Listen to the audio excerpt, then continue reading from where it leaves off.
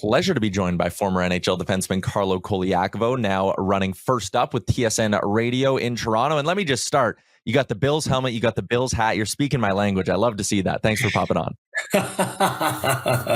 Thanks, boys. Good to be with you.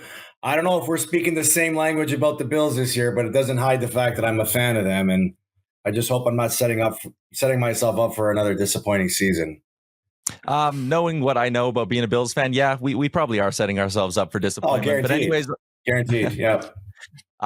Let's talk about the Toronto Maple Leafs. We just did our fill in the blank segment, so let me throw one of those your way. If you had to pick one word to describe the first 30% of the Toronto Maple Leaf season, it would be blank. Dysfunctional. You look at the way this quarter of the season has gone. Goaltending's been a mess. It's been better as of late. Defense has been a mess. Injuries have been a problem for this team.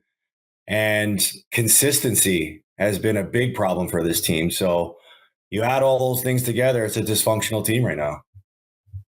Carlo, this is a team that, expectations are so high, right? It's been that transition, obviously, Marner going out, the core four, where we're at. John Tavares is still buzzing along, but Auston Matthews, he hasn't really looked like himself in a long time, right? I know he's, redefined himself, I guess, defensively and where he's at. What is your concern level about his play and the injury coming back from? He just doesn't look like the same guy we're used to seeing. Well, my concern about him is not being the player that everybody expects him to be. They made the transition last year, giving him the captaincy, removing it from Tavares, and this was supposed to be his team leading the way. And production-wise, it's been a struggle for him to do that. I know he's been battling through injuries, but, if he doesn't want to make a big deal of what he's dealing with by not revealing what it is he's dealing with, why should everybody else make a big deal about what he's dealing with and just expect that if he's going to put the equipment on, he's got to perform at the level that people expect him to perform at. And, we had a little get together before the season started with some of the media members and some of the Maple Leafs brass, and Craig Berube spoke and he cracked a joke saying how in his first year as head coach, he got Auston Matthews to score 30 goals, the least amount of goals in his career. And I know he was joking about it, but, really when you're playing a system that Craig Berube demands, which is a north-south system, a four-line team, a team that wants to play heavy and wear the other teams down and focus on structure. It's not your Sheldon Keefe, north-south, wheeling and dealing, track meet type of games. And when your power play is not operating in the top 5 in the league, how are you going to produce offense? So you lose Marner. That's a big piece that he's used to getting a lot of points with. But if Auston Matthews is supposed to be the captain of this team and one of the top 5 to 10 players in this league, he's got to find it within himself to lead on his own. And it's been a struggle. And look, when your team loses, it's a struggle for everybody. But William Nylander's finding a way. Auston Matthews needs to find a way. And if this team's going to come out of the spot that they're in, and I know it's early and I'm not one of those guys that hits the panic button this early in the season, but if the Leafs are going to bounce their way back, Auston Matthews, good back or not, has to put the team on his back and lead them. Yeah, I mean, highest paid player, star player, like a lot of the attention is going to go to him. I find it interesting looking at the way, this team's keeping pucks out of their net. Because I do think it's easy to go like, oh man, they don't have Mitch Marner. But like Nylander, who you mentioned, Tavares, Matthew Nyes, they're all top 10 in the league in even strength points. This team has the third most 5-on-5 goals scored in the NHL. They have the second most 5-on-5 goals against in the NHL. If you had to assign like a big old blame pie to goaltending and defense, what percent do you give to either side of that? Well, I'm going to go goaltending first, and Card, you can jump in on here because you're the expert. But you look at the Leafs and the way they played last year. The goaltending that they got to start the season, and even the goaltending that they maintained, hit a lot of their deficiencies. Right? I mean, you lose Marner, and everybody's got to give an opinion about how they feel the Maple Leafs are going to do this year. And I'm thinking to myself, okay, you lose Marner, team could lose good players every year, but what are you banking on for success? Well, you still got all your defense coming back and you still got both of your goaltenders. And you thought that would be the strength leading this team. Then they lead the league in 5-on-5 scoring and they still can't win hockey games. Why? because they can't defend, can't keep the puck out of their net. When they're not getting above 900 save percentage, your defense gets exposed too. So I think both share a little bit of the blame, but Anthony Stolarz hasn't been anywhere close to, the way he was last year.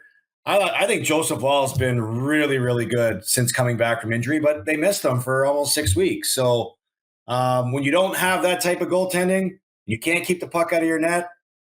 You got to bank on winning high scoring games all the time, and that doesn't always end up in your favor. So, you see teams win with missing players all the time. I mean, look what Ottawa did. They're missing Brady Tkachuk. Look what Tampa's doing right now. Have you seen their defense? Like winning without Hedman, winning without Braden Point. Like they're not making excuses. And I get Toronto gets a bigger spotlight because they're Toronto and there's a lot of people that cover them and there's a little bit of pressure to play here and obviously with expectations. But, hockey's a game where it's more of a team game than individuals. You have individuals to take you over the top, but at playing a team game, you can still win hockey games. And maybe the game against Pittsburgh and maybe their recent stretch of winning 2 of their last 3 is, the turning point for this team. But I guess we'll find out tonight where they get the real test of, the Florida Panthers, who are on the same boat as the Maple Leafs right now. Yeah, and Carlo, I couldn't agree with you more too. When I think about this team, right, I guess maybe a standpoint for me is obviously Joseph Woll being out to start the year doesn't help, right? He's gone from the team. And I've been through that situation. When you have 2 NHL guys, there's that safety net, right? Now all of a sudden Stolarz has to carry the mail. It doesn't go well. He calls him out in the media. And is this part of the Craig Berube switch over, trying to make more guys more accountable? And then that mix of this is a new generation of player where when we played, right? You played for Hitch, you played for guys where there was no hiding, right? They were telling you what they thought, where nowadays you need to coach each player individually and guys check out. They know they're going to get their money. Do you think this is a bit of that rub with Craig Berube? I played for Chief. He's a great guy, but this is a different generation of player. I love Chief. I had him for 1 year and I wish I would have had him for more. I appreciate the way he coaches, his communication with the players. And like you talked about, Gartz, just his individual conversations with the players is, I think, what his strength is, right? I mean, he's not a big X's and O's guys, but he preaches structure. He preaches accountability. He preaches a certain toughness. Yeah, that's a tough thing to demand for the new age NHL player that's coming up as a young guy. When they go through juniors, they get to play a little bit more freewheeling. But that bothers me as a former player. I would imagine it bothers you too, because there is that sort of that mentality that we adopted where we always had the carrot dangling in front of us, and if you didn't get it and if you didn't continue to push for it, you would lose your job.